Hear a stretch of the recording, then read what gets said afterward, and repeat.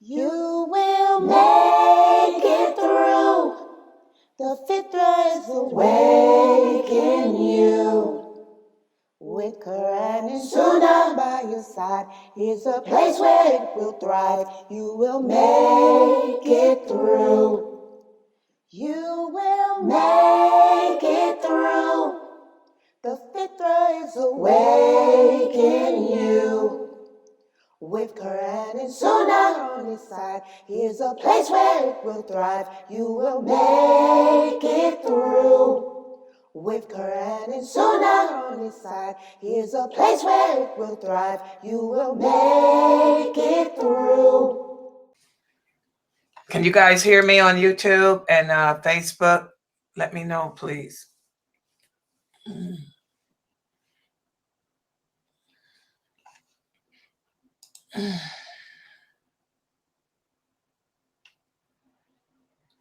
Can't hear you on YouTube. Oh, I ain't talking yet. Okay, can y'all hear me now? I'm sorry, I'm so sleepy. I have to talk, I guess. Yeah, see. Can you hear it now? You see, I didn't even start doing any commercials, guys. I just come right into it today because I am pooped. Yeah, we hear you now. Okay, good. So the sound is there, right? Okay. Oh, the background. This is the class. Let me put the right background up. I'm gonna fix my hijab. Good Lord. Oh, I'm lopsided. Oh, okay. That's what happens when you don't have any sleep. Wait a minute, let me fix the right background. This is diluting well or better. Okay, hold on.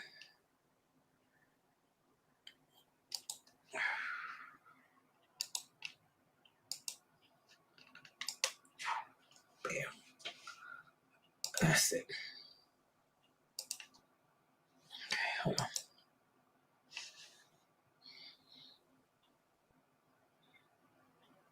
Okay.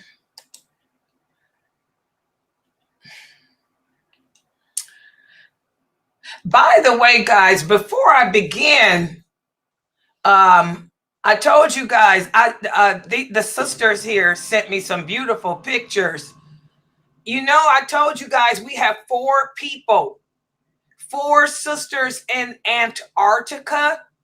Remember I told y'all that, family, that we got 4 sisters in Antarctica who are here following us and learning from me. And I was, you know, they sent me some pictures. They work for the government. They're scientists. Now, for those of you who don't know this, I didn't know this because, you know, I don't never know anything about Antarctica. Only thing I can tell you about Antarctica is it's Antarctica. That's it. But the sisters sent me some beautiful pictures of where they live. They said it's always cold there. And the only people that live in Antarctica, she said, are people who work for the government. They're doing science and all that stuff. And so these 4 women, they converted to Islam. They're new converts. And they converted to Islam from some other platform or something. And they said that they came upon my stream. They saw my shorts. And subhanAllah, my shorts, the way I break the religion down so easily. And they sent me these pictures of how they live there. They don't have, how many of you knew this? They don't have any cities or towns or anything like that because it's so cold there.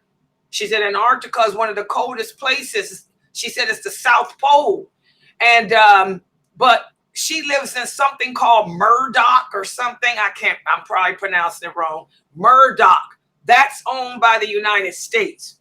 She said different countries have their scientists gathered in Antarctica. She said, you know, Switzerland has their people there, Japan, China.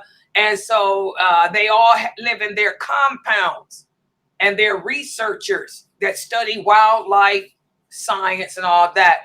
They study wildlife, these four women. And so the compounds are like apartments. And she sent me pictures of how it looks where she lives. And She said the largest compound is the one that America has. It's called Murdoch or something. I'm pronouncing it wrong, I'm sure. And she sent me the pictures. It's like little buildings.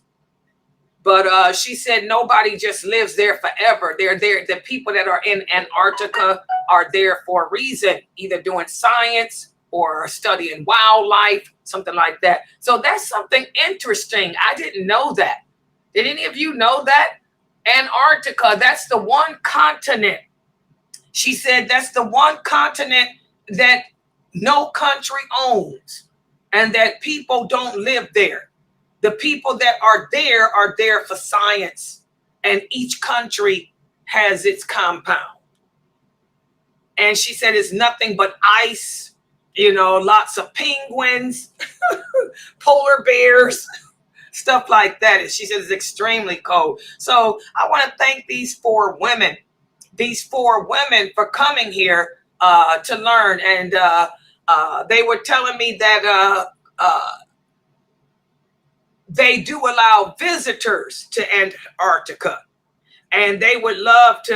There are people that come there as on a tourist group, and they said they would love to bring me there as part of a tourist group from America, so I can see how Antarctica is and how it's that one continent on the earth that man is still exploring to this day, which I didn't know that. So alhamdulillah, I just want to give a shout out to those four Muslim women. They're all scientists.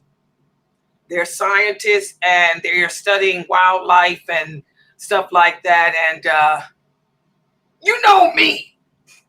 Y'all know what my question was. I had to ask them. When they sent me these pictures and stuff of what they do, I asked them, are there any black people there?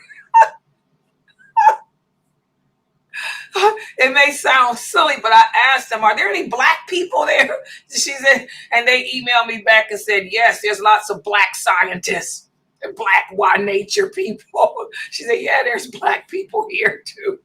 Alhamdulillah. So may Allah bless these four women who are scientists here working for America. They're doing a lot of government research on wildlife and stuff like that. And like I told them, be safe. And by the way, they had COVID there too, because I asked them that too. I asked them, are there any black people there? And of course they said, yes, there are black scientists. And then I asked them, what about the COVID? She said the COVID hit everywhere. They said the COVID hit everywhere, including them in Antarctica. The compounds went through COVID really bad too, So, subhanAllah. And she said, get your booster shots. She said, everybody that works for the government, they require them. She said, and where she's in Antarctica, the United States government requires you to get the boosters because of, that pandemic. So that's just good food for thought, for me to, that I thought was important and I like to share with you guys. So on that note, let's get started on the class. Helped wake me up. Yeah. It's Antarctica, Sister Rashida. They're in Antarctica, the continent Antarctica. Yeah, nobody lives there. Everybody that's there is working for the government for their country. They're in I think she said it's Murdoch, some place called Murdoch. That's what the United States have. But they got, Sweden has theirs. United Kingdom has their thing. Japan, China, every country has their little compound where they're doing their research. Okay. So let's get started. Inna alhamdulillah wa salat wa salamullah wa rasulullah. This is where I cut it. Welcome to the first class for today, which is our Aqidah class. And we are studying from the book entitled Diluting El-Wala Wal-Bara. Diluting El-Wala Wal-Bara. And we've been speaking about the strangers. The strangers. And just to see if everybody is paying attention, who are the strangers? When the Prophet sallallahu alaihi wasallam spoke about the strangers, who can tell me who are the strangers? Who are these people? What is it about the strangers that sets them apart from others? Anyone who would like to try to answer it today?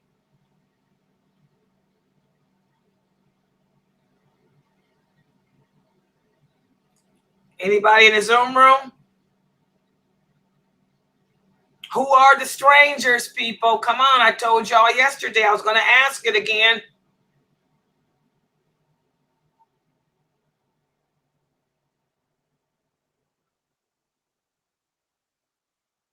Okay, I don't have anybody. The strangers. Okay, go ahead. The strangers are the people who are upon, hold on, I wrote it down. The strangers are the people who are upon the traditional way of our Prophet Muhammad sallallahu alaihi wasallam. Those are the companions. Those are the four leaders after him. Okay, so the strangers are the companions and the four leaders after them? That's who the strangers are? No, the stranger are who are on the traditional way of our Prophet. So who follows what the Prophet Muhammad sallallahu alaihi wasallam came with, the way the understanding his companions had, the understanding of the four righteous leaders behind him came with. So those are the strangers who had the understanding that they had and uphold what we have. So basically, let me see. So basically, the ones who hold firmly to what the Prophet Muhammad sallallahu alaihi wasallam did and said, those are the strangers who uphold honor and what I wrote down here, who uphold, yeah. I don't know if I put it up. Okay. I just try to explain it to. Okay. All right. Good job. She put a lot of stuff together, but she still didn't tell me who the strangers are. And she sounded like she's saying that the companions are. Okay, let's look on here. Precious said the companions are those Muslims who have the understanding of the Prophet sallallahu alaihi wasallam in the first three generations. What understanding of theirs? Every time I ask this, boy, I told you I'm going to ask this question every day till y'all can get it out y'all mouths better. Cool. Anybody else? Sakina, she said the strangers are those that understand and live by the traditions and teachings of the Prophet Muhammad sallallahu alaihi wasallam, his companions, and the three generations that follow. No, the two that follow. Okay, write this down again, guys. Y'all got to get it together. Who are the strangers? The strangers, the Prophet sallallahu alaihi wasallam was referring to us, the later generation of Muslims. So I want y'all to write that down first. Number one, who are the strangers? The correct answer is they are of the later generation of Muslims who uphold what the Prophet Muhammad sallallahu alaihi wasallam came with, which is the traditional Islam. They practice it and implement it in accordance to the understanding that he had and his original companions had, and those first four leaders that came after him had. That's how y'all answer. Y'all gonna still have to work on that. So the strangers are us, the later generations, those of us who adhere to the true Islam. So what about this? What about this? A lot of people ask the question, as you guys know, here at our website for the past week, last week, All last week, subhanAllah, as I was teaching here, we were being bombarded by brothers. I don't know what's going on from other YouTube channels or whatnot, calling themselves Ashari, and all of this, these Asharis. And then we always are under attack by the Qadariya. Who are they? They're the ones that don't believe in the hadith and got a problem with the Qadr and all of this nonsense. Because this nation has divided and into so many different sets, over 73 sets. This is the answer to the question that Brother Abdullah sent me. He said, Sister Laila, why is it that Muslims today are using all these different terminologies? Like Salafi, Ahl Sunnah wal Jamaat. That's an Arabic phrase that means we are upon the Sunnah. We're like upon the understanding of those companions. But just because a person says that they're Ahl Sunnah wal Jamaat doesn't mean that they are. Because those innovators claim to be Ahl Sunnah wal Jamaat, but they don't believe in the Qadr of Allah. Or, they're like these Asharis that's been coming in here. So subhanAllah, this is why you will find people today using the term Salafi. But even that group has now divided into over 29 different sets too, from what I understand. Salafi is an Arabic word, and it is not a noun.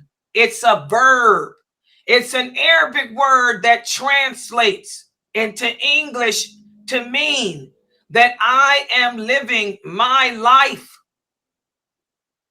the way that those original companions led theirs. Is basically saying that I am upon the understanding of those original companions. So that's where that term Salafi came about, to try to differentiate yourself. Just like before, the term Sunni came out to differentiate yourself from the Shiite. Well, the Salafi term came out to differentiate yourself from the different types of Mutazilite, the different Kharijites and all of that out there. Okay? But even that term has now divided up into different crazy sets. Okay, but to answer this brother's question here, you're Muslim. We're all Muslim. That's the name Allah gave us.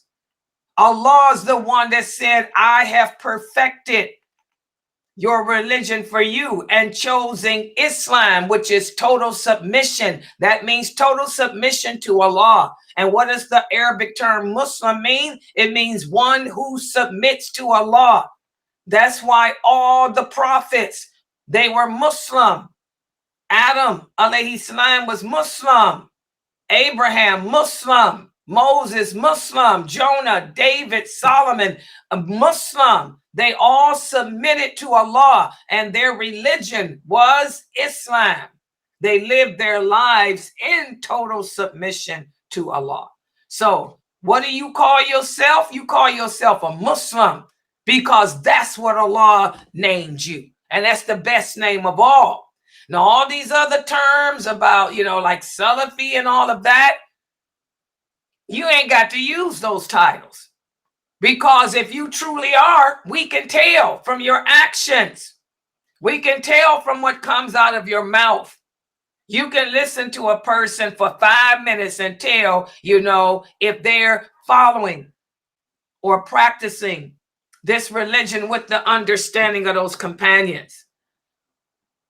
And yesterday, if you guys look on Facebook and also on my YouTube channel, under community tab here on the YouTube channel, I came upon a post yesterday from a brother that I don't even know, but evidently he listens to my classes, my lectures. I don't know why. Even though my dawah is geared towards women, I have more male followers than women.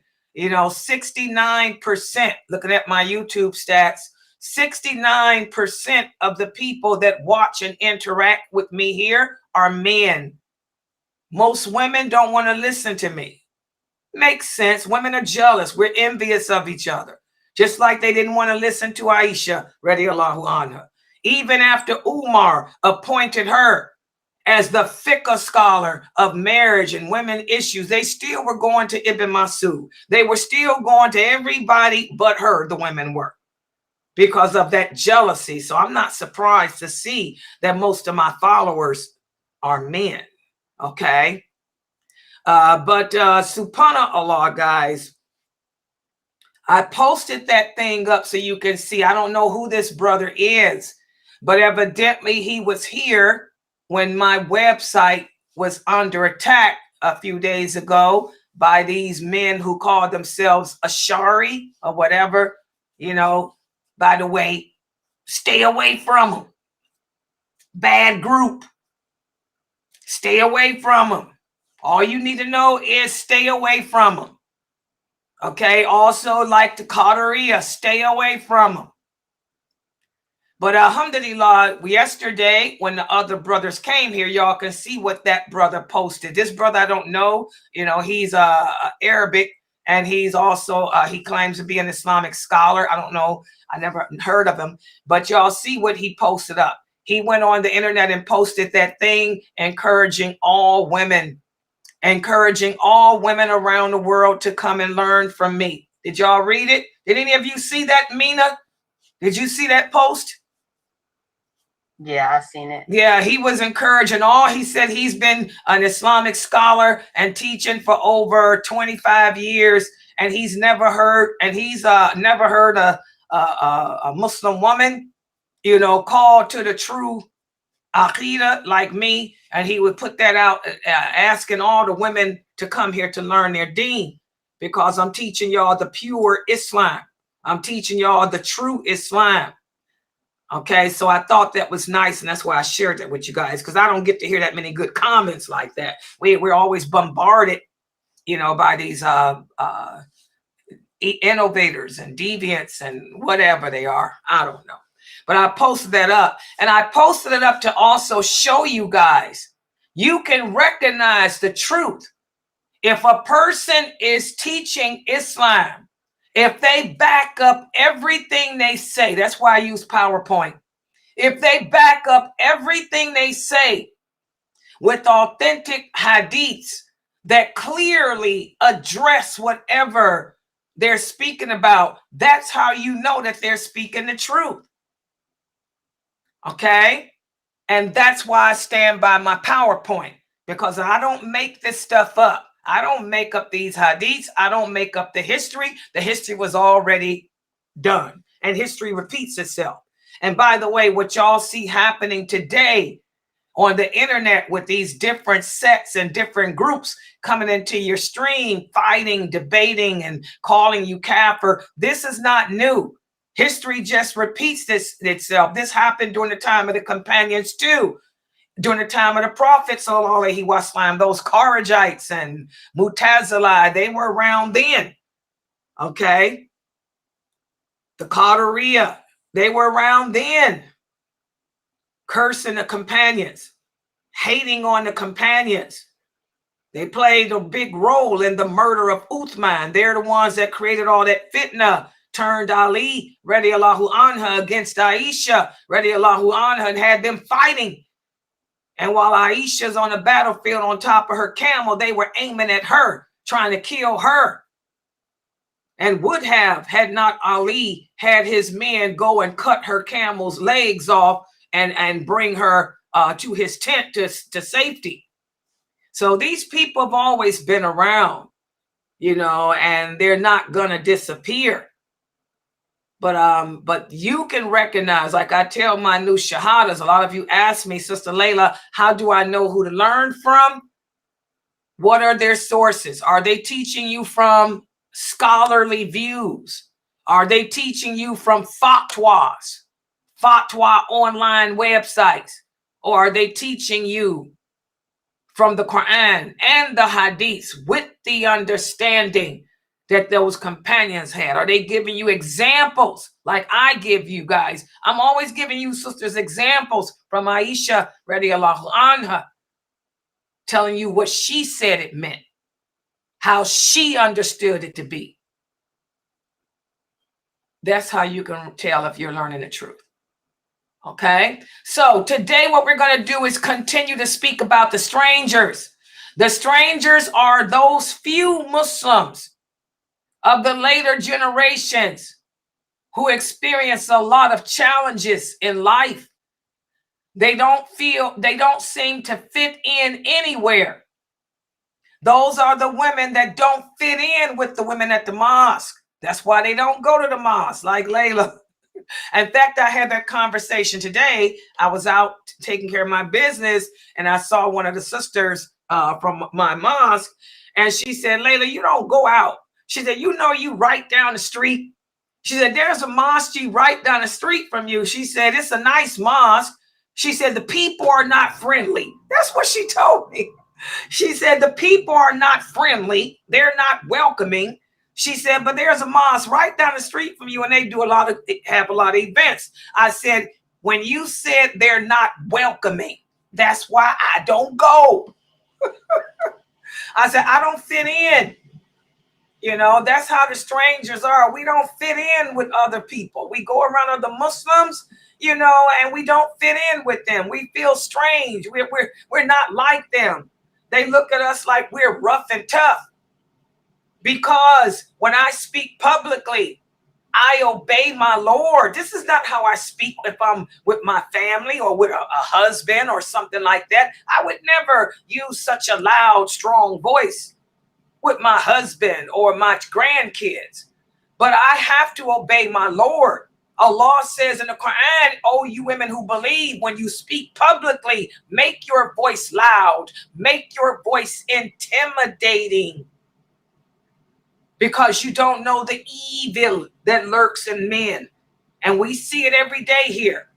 This website's been around since 1986. Do y'all think this website would be here if I was a soft-spoken woman? My website would have never survived. It's here because Layla's rough and tough.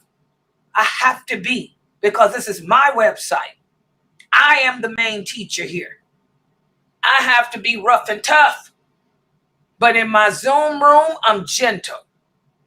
And when I'm in my Zoom room, kicking it with the old ladies and the kids, y'all see my kids show, I'm nice and sweet.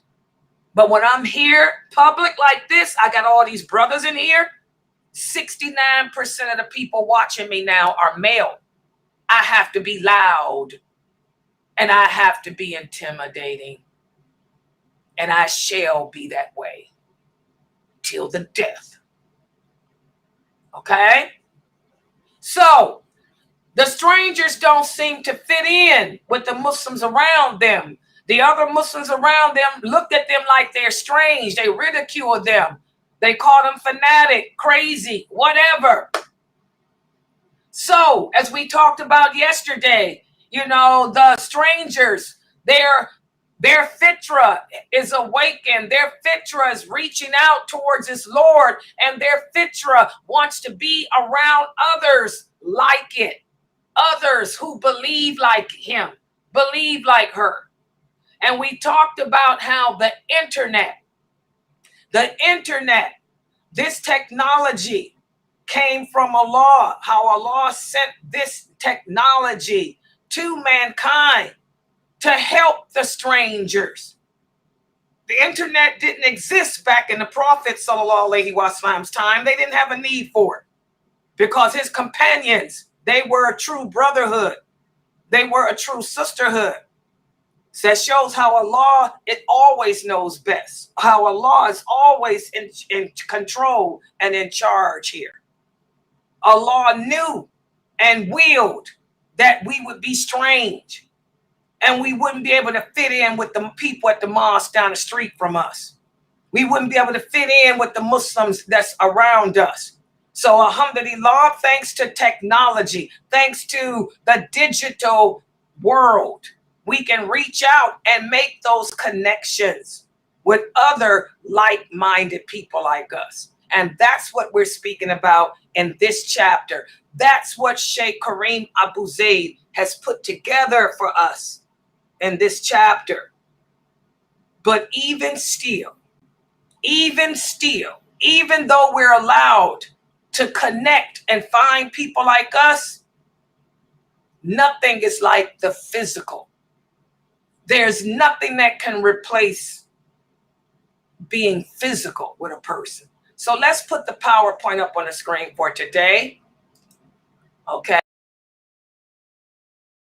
And good. I see the kids are here on Twitch.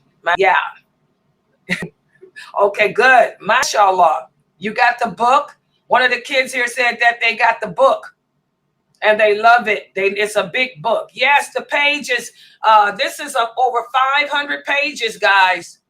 All of Sheikh Kareem Abu Zayd's book, all the books in this trilogy are over 500 pages. So it's well worth the $19.99. And remember, when you buy the book, what happens? You're keeping the tuition down for safausa.org. And for you parents out there, you shouldn't send your children, to Kaffir schools. Instead, put your kids in the virtual online school that Kareem Abu Zayd has, which is called SAFA, SAFAUSA.org. The tuition is very cheap. It's just $300 a month. That's cheap. That's cheap. You want to keep it down. So buy the books, because that's where the money goes for, to keep that tuition down. Okay. So I'm glad you got the book. I'm glad you like it. Make sure you have it in your library. Yeah. Okay. So let me put the PowerPoint up on the screen. And for the kids who are watching, make sure that you have me on the big screen television. And the parents, screenshot my PowerPoint with your cell phone. Okay. Yeah. Okay. Hold on. Okay. So the people in Zoom, y'all can see this, right? Now let me share the screen for the people on YouTube. Okay, good. Y'all don't know, I am so sleepy. I can't see good. Is it there? Oh, here it is. Okay. All right, there it is. Let me make it larger. Hold on.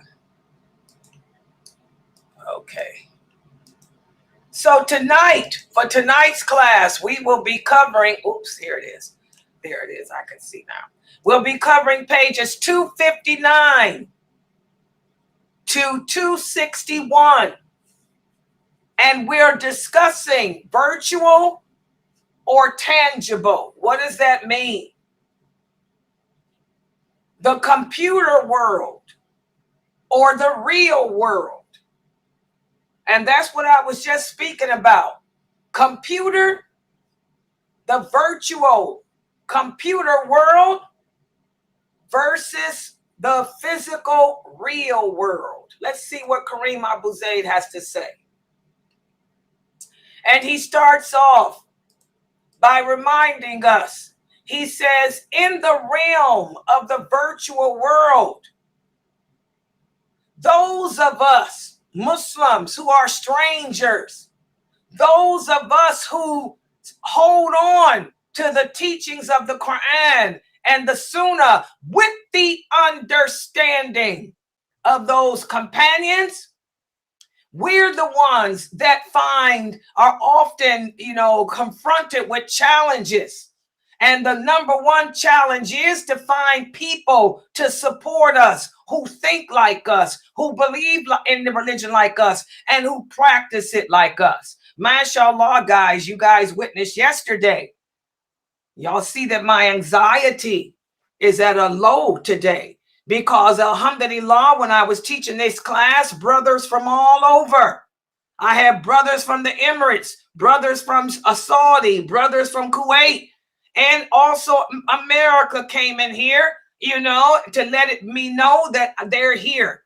So if any of those Asharis come in here, they would deal with them. And I was even surprised to see Ferris amongst them. I still shocked at Ferris, alhamdulillah. But anyway, that's the challenge we face as strangers, trying to find Muslims who think like us and practice this religion like we do, free of the watered down crap that exists today, free of the fatwas. Okay? And we go to the masjids where we live, the masajids. The women are not covered. The women have on all that perfume. The women are dressed but showing their breasts, showing their derrieres. The brothers don't have beards on. And by the way, while I'm mentioning this, there's one brother, I'm going to call you out. Brother Mamet. I don't know where you're from. I think you're Turkish. Brother Mamet, do not send me any more pictures of yourself because Laila Nasheeba ain't interested. And by the way, Brother Mamet, you better go grow a beard. Long as you sitting around shaving your beard, Brother Mamet, you ain't gonna never find a woman. I want you brothers that shave your beards to understand righteous women are for righteous men. Irrighteous women are for irrighteous men. Too many of you Muslims that come from Muslim countries, you're shaving your beards off. A lot of you Egyptian brothers, you shave your beard off. I don't want to hear the lying excuse about because the government is oppressive. The world is oppressive. But because the world is oppressive, you're going to disobey Allah? And then you brothers go so far as to send pictures of yourselves to righteous women. What makes you think a woman like Laila Nasheeba would give the time of day to a man who ain't got a beard? Righteous women are for righteous men. All my husbands had beards. And they didn't wear blue jeans and little shirts either. They wore thobes. They dressed in thobes with kufis on their head or tabushes on their heads or turbans on their head or even the hutra. So again, the strangers. Do you think a stranger woman would marry just anybody? Layla's a stranger. Water seeks its own level, brothers. That's for all you brothers out there. And I want you sisters to understand that too. Stop selling yourselves short for these men. You're so desperate to say you got a husband that you'll marry a man who ain't got a beard. If he ain't got a beard, he's letting you know that he openly doesn't fear Allah. Just like a woman that doesn't wear hijab, she's letting you know that she has no fear of Allah. Especially coming from a Muslim country like Turkey, like Egypt. You brothers need to get it together and take Laila Nasheeba off your radar, because you don't qualify to even lick a boot here. Maybe you can go, what's that saying in The Color Purple? Maybe you can go clean out the caboose, but you don't qualify, because righteous women are for righteous men. Don't get it twisted. Hashtag don't get it twisted. And you sending me these ugly pictures of you. Don't get it twisted. Hashtag. Throw that out there because he's in here right now listening to me. All right. Don't get it twisted. So, the only way that the strangers, can find people like them is to reach out to the internet, because the Muslims around them, don't share their love, their devotion to Allah, their allegiance. And so there's two things that a person can do when your fitra has been awakened. when you're taking this religion seriously, but the Muslims in your community, the Muslims in your vicinity don't take it seriously. You can do one of two things. You can either relocate, move to another area that has more Muslims that do take the religion seriously. But oftentimes we can't do that because that takes money. You got family, relatives. Or the second thing that you can do to connect with people like you is the internet. And that's what most of us are doing nowadays. We're joining chat rooms, Zoom rooms, webinars like this one here, so we can make virtual connections with each other. Because the internet allows us to bridge the geographical distances. But again, nothing replaces the physical world. Like I tell you guys, you want to know how to pray? I can teach you the rules of the prayer. I can teach you the pillars of the prayer, the sunnahs of the prayer. I can even sit here and show you on camera. But you really need to be with a Muslim in person. You need a Muslim to be in person with you, to connect with you. You know, that can show you better and help you with your pronunciation of the Fatiha and all of that. I can do a lecture about the rituals of Hajj. But you need a person to physically connect with you that can really show you. So again, guys, even though the internet allows us to reach out and find people who think like us and practice like us, it still is not enough. We need that physical contact. Besides that too, like we talked about yesterday, we need a friend. What if I'm going through a meltdown like I was the other day when those men came into my stream, those Asharis, and I had a meltdown? I needed somebody to hold me. I needed somebody to take my hand and say, Layla, we're here. I'm here. You know, you guys helped me with the voice. And y'all turned on the cameras, the sisters did, and all that. But I needed somebody to hug me, to put their arm around me and tell me it's okay.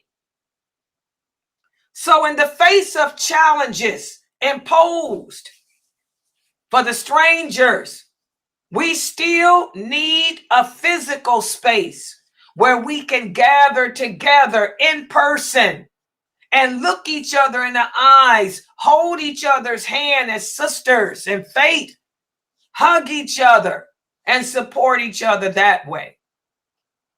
So that's why it's important for us to try to formulate physical gatherings with each other, because the physical gatherings is what helps to build solidarity.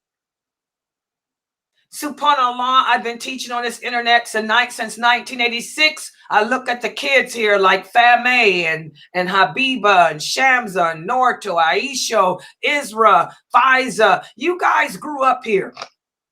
You guys have been coming to my classes since y'all was 11 years old. 11 years old. Now you guys, heck, Faiza's in her 30s. Isra's in her 30s. Was it nothing like when we finally met? When I met Isra and was able to hug her and hold her, I was like, this is my baby. My baby was a little girl. She was 11 years old. Now she's a grown woman with kids, married with children. That connection, it just brought us even closer together. When I met Norto and saw the beautiful smile from her and Aisha, how they look like twins, was able to hug them and hold them. When I met Layliun, when I met Habiba, When I met Shamsa, when I met all the Malayun sisters who grew up here. Subhanallah. Yasmin, Brother Tarek. That physical contact, guys, we still need that. So don't get it twisted. Hashtag don't get it twisted. I don't want you Muslims to think that just because we got this Zoom room, that this is enough. We have to also reach out and try to make physical connections with each other. That's why I love the fact, that, you guys are meeting each other. You're visiting each other. That's why, inshallah, I'm going to try to plan after next week, inshallah, I'm going to try to plan to use my timeshare. I'm going to go out west so I can meet many of you who live out west in Seattle and Vegas and Colorado. Okay? Because this is how we further develop that brotherhood and that sisterhood with each other. When we come together, that's when we can share our experiences on a different level. The internet allows us to be anonymous. But when we meet in person, we can get more personal with each other. And that will cause us to remain connected because we've touched each other's soul. Our souls connected. Remember, guys, the fitra was originally in the soul. And where did Allah keep the soul? He keeps the souls wherever He keeps them, up there with Him. When Allah had the angels blow your soul into your mother's womb, that's when your fitra detached and went to the heart. So, subhanAllah, when we meet in person, our souls connect. Perhaps they were together up there where Allah kept them. I know a lot of you say you've heard of, deja vu. It's like I've known this sister all my life. Perhaps we were friends. Perhaps we were friends before Allah put us in the womb of our mothers. Our souls were together up there, and now they're reconnecting. So again, guys, it's important for us to also make those physical connections with each other.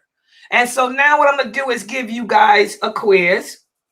And the quiz is going to cover what we discussed today and what we discussed yesterday. First question. It's a question of fiqh. If a person decides to relocate to find other Muslims like himself or herself, what should you consider about where you're moving to? What are some of the things you should consider about the place you're relocating to? Who can answer that? You want to make a connection with Muslims like you. So you hear that there's a lot of Muslims, say, in Dallas, Texas. Before you just jump up and move to Dallas, what should you look into first? Who can answer that? Come on, people. You look to the community to see if the community, before you just move there, you need to look and see if the community is good. Is they on the Sunnah masjids, the neighborhood, just all around. You have to do your research and make sure that it's all good before you just move yourself and your kids out there. Exactly. And this is a problem we had here at Sunnahfollowers 25 years ago. 25 years ago, when I had all those brothers streaming from Texas here, look at all the sisters and who convinced their husbands to move to Texas. I remember I had sisters that lived in Toronto, and I did tell them, don't leave Toronto. Canada is way advanced over America as far as Islam. And I told them, you live in an Islamic metropolis. You live in an Islamic metropolis. Toronto got more Muslims than America could ever think to have. But she didn't listen. Her fitra was so awakened. She wanted to be a part of one of the imams that spoke here's community. So her husband sold his home, quit his job. They packed up their kids and they moved down there to Texas. And it was the worst thing they ever did because they didn't check it out like I told them. They got there and didn't know that the people were racist because they were Somali, because they were not Arabs, because they were not from Palestine. They were treated like dirt. They wouldn't even allow her to put her children in the so-called Islamic school because they were black. And they didn't want their Arab daughters around black people. It messed her up. It messed her up. It messed up her children. She eventually ended up going back to Canada, but she had to rebuild because she sold everything. You don't want to be like that, guys. You have to do your research. Remember, the Prophet sallallahu alaihi wasallam said, Allah hates a narrow-minded person. You have to look beneath the surface. America is a racist country. The racism here will never go away. It will always be the racist country in the world. And even the Muslims here are racist. Many of them. So she didn't do her background. She didn't check to see if there were any Somali people in the community. Had she known that there were no Somali people, she probably wouldn't have went there.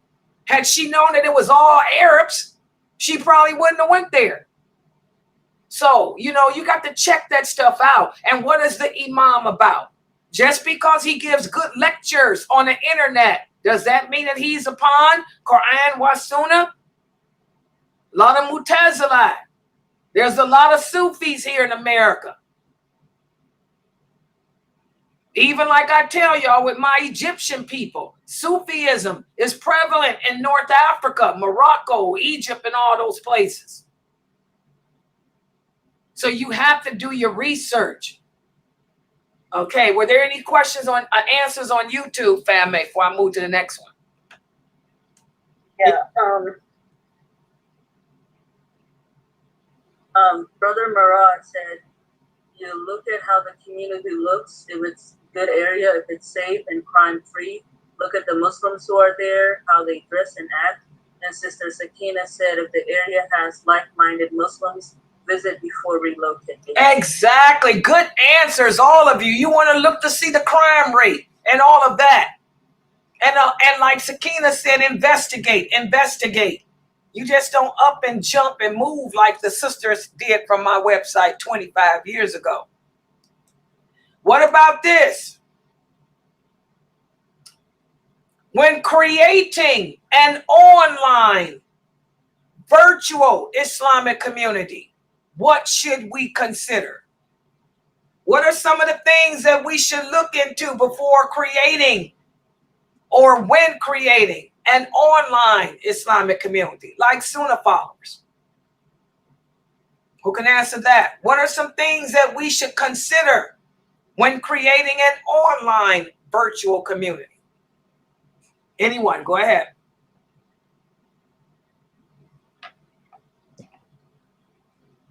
Come on, guys.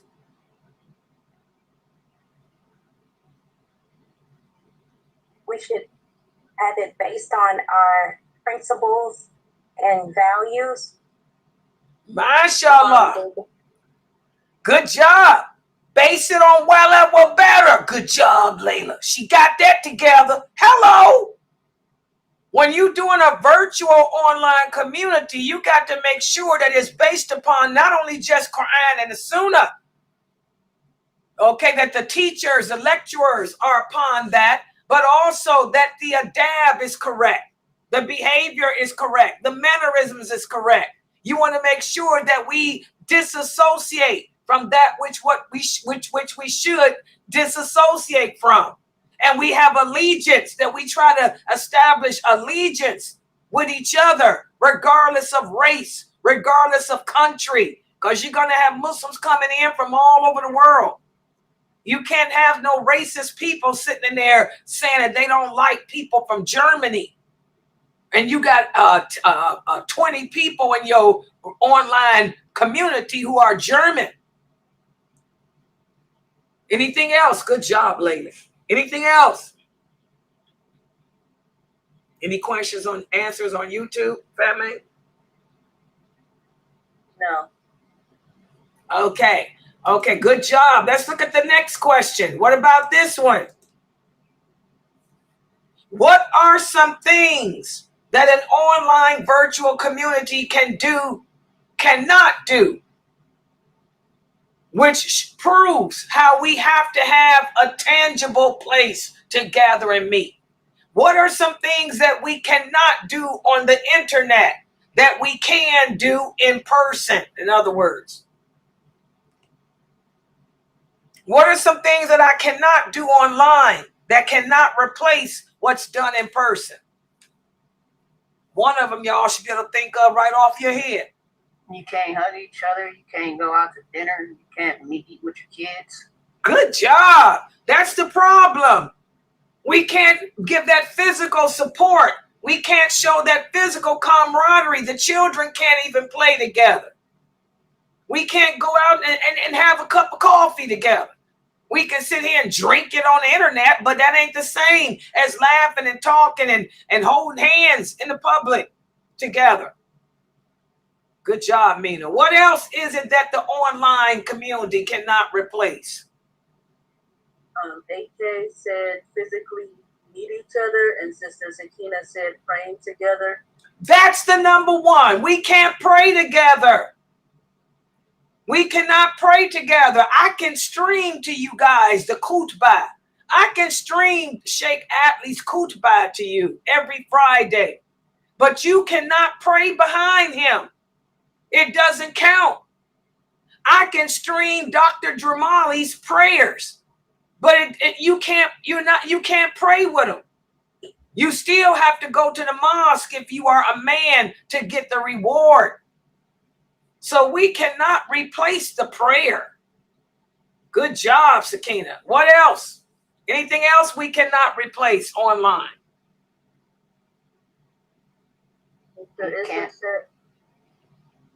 Esther said the physical connection, the physical touch, the physical comfort. Good job. Good job, Israel. Go ahead, Mina. I was just going to say just to support. Exactly. As far as in coming in and cleaning up if you can't walk or something, or just to help you. Exactly, like Sister Sabrine. If Sister Sabrine is psychosis or something, we can't go in there and clean up her house for her. We can't take her a cup of soup. You know, whenever somebody got sick, the Prophet Muhammad sallallahu alaihi wasallam would cook a pot of soup for him. I can't cook a pot of soup. You know, I can DoorDash.